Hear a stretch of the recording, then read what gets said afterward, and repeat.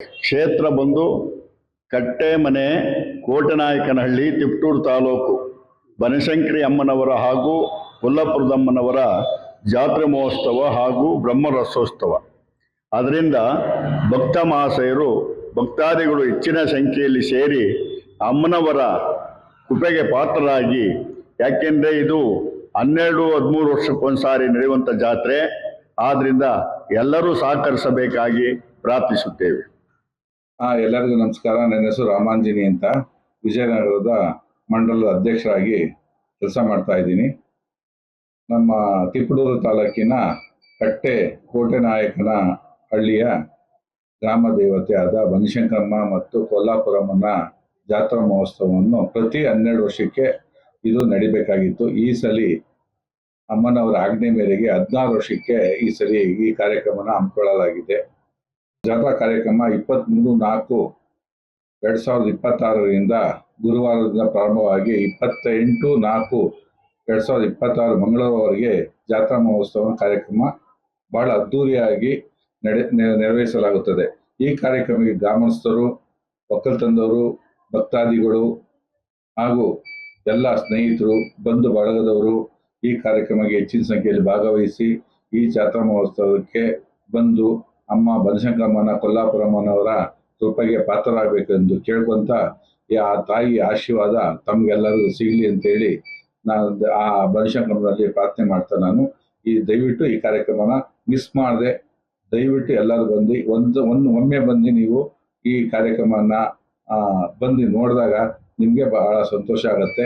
ಪ್ರತಿ 12 ವರ್ಷಕ್ಕೊಂದ್ಸಲಿ ಈ ಕಾರ್ಯಕ್ರಮ ಯಾವಾಗೂ ಜರುಗ್ತಾ ಇರ್ತದೆ. ಮತ್ತೆ ಮತ್ತೆ ಬರಬೇಕು ಅಂತ ನಿಮಗೆ ಅನಿಸುತ್ತೆ. ದಯಮಾಡಿ ಎಲ್ಲರೂ ಬಂದು ಈ ಕಾರ್ಯಕ್ರಮಕ್ಕೆ ಜಾತ್ರಾ ಮಹೋತ್ಸವಕ್ಕೆ ಭಾಗವಹಿಸಬೇಕು ಅಂತ ಕೇಳ್ಕೊತೀನಿ. ನಮಸ್ಕಾರ. ನನ್ನ ಹೆಸರು ರವಿಚಂದ್ರ ಅಂತ. ನಾನು auto rickshaw dealer driver association ಸೆಕ್ರೆಟರಿಯಾಗಿ ಕೆಲಸ ಮಾಡ್ತಾ ಇದ್ದೀನಿ.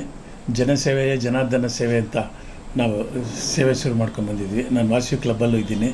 ಬೇರೆ ಬೇರೆ ಜನಕ್ಕೆ ಸಹಾಯ ಅಂತ ಸಂಘ ಸಂಸ್ಥೆಯಲ್ಲಿ ಕೆಲಸ ಮಾಡ್ಕೊಂಡಿದ್ದೇನೆ. ಇಲ್ಲಿ ಇವತ್ತು ಏನು ವಿಶೇಷ ಅಂದರೆ ಬನಶಂಕರಿ ದೇವಾಲಯ, ಕಟ್ಟೆಮನೆ, ಕೋಟೆನಾಯಕನಹಳ್ಳಿ, ತಿಪಟೂರು ತಾಲೂಕು ಇಲ್ಲಿ ಬನಶಂಕರಮ್ಮನವರು ಮತ್ತು ಹಾಗೂ ಕೊಲ್ಲಾಪುರಮ್ಮನವರ ಜಾತ್ರೆ ನಡೀತಾ ಇದೆ. 23ರಿಂದ 28ರವರೆಗೂ ದೊಡ್ಡವ್ರು ಹೇಳ್ತಾಯಿದ್ರು ಜಾತ್ರೆಗೆ ಯಾಕೆ ಹೋಗ್ಬೇಕು ಅಂತ. ಜಾತ್ರೆಗೆ ಹೋದರೆ 12 ವರ್ಷಕ್ಕೊಂದು ಸಮಯ ವಿಶೇಷ ಜಾತ್ರೆ. ಏನೇನೋ ನಮ್ಮ ಆಸೆ ಇದೆಯೋ ಎಲ್ಲಮ್ಮ ತಾಯಿ ನಮ್ಮನ್ನು ಕೊಲ್ಲಾಪುರಮ್ಮ ಕಾಪಾಡ್ಕೊಂಡು ಬರ್ತಾಯಿದೆ. ಈ ವರ್ಷವೂ ಅದ್ಧೂರಿಯಾಗಿ ನಡೀತದೆ. ದಯವಿಟ್ಟು ಎಲ್ಲರೂ ಬನ್ನಿ. ಯಾಕೆ ಬರಬೇಕು ಅಂತಂದರೆ ನಾವು ಮನೇಲೇ ಇದ್ದರೆ ನಮಗೇನು ಪಾಪ ಪುಣ್ಯ ಏನು ಗೊತ್ತಾಗಲ್ಲ.